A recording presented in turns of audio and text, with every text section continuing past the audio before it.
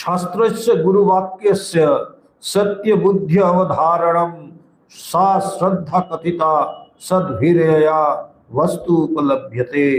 बोलছে गुरुवाक्यस्य गुरुवाक्যের এবং शास्त्र वाक्यस्य वेदांत वाक्যের सत्य बुद्धि अवधारणम যথার্থ জ্ঞানে অন্তরে নিশ্চয় করিয়া লওয়া ইয়া যে নিশ্চয়ের সহায়তায় বস্তু উপলভ্যতে আত্মবস্তুর উপলব্ধি হয় সা তাহা শ্রদ্ধা কথিতা শ্রদ্ধা বলিয়া সজ্জনগণের দ্বারা কথিত হয়। বলছে কি গুরু উপদেশ এবং বেদান্ত শাস্ত্রের শিক্ষা যথার্থ সত্য বলিয়া দৃঢ়তার সহিত অন্তরে গ্রহণ করা।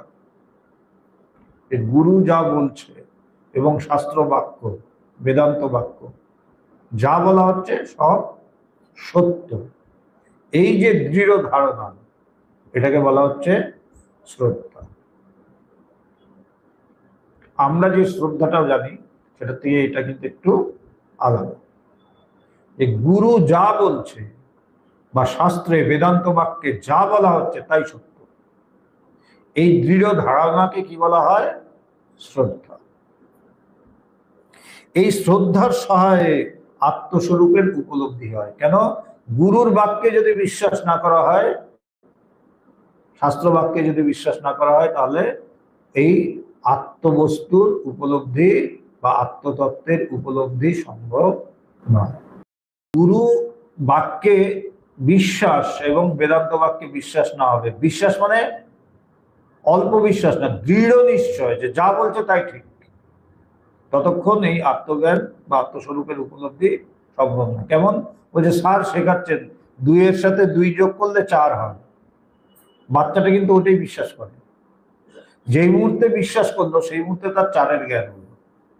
আর সে যদি বিশ্বাস না করে যে না স্যার এটা ঠিক বলছে না, তাহলে কিন্তু তার 4-এর জ্ঞান কিছুতেই হবে না। এবং বাচ্চাদের দেখবে ওদের প্রথম বিশ্বাস কি? দিদিমণি যা বলেছে, টিচার যেটা বলেছে এটাই ঠিক। বাড়িতে মা বাবার যতই বোঝাক না, দিদিমণি যা বলছে সেটাই ঠিক, বা স্যার যা বলেছে বা ম্যাডাম যা বলেছে ওইটাই ঠিক। কেন? ওরা জানে ম্যাডাম যা বলছে সেটাই হচ্ছে কারেক্ট। ঠিক সেইভাবে বিশ্বাস রাখতে হবে যে গুরুর বাক্য, গুরু যা বলছেন এবং শাস্ত্র বাক্য বেদান্ত বলছে, বেদান্ত বাক্যে যা বলা হচ্ছে তাই ঠিক, এই যে দৃঢ় ধারণা, দৃঢ় নিশ্চয়, এটাকে বলা হচ্ছে শ্রদ্ধা।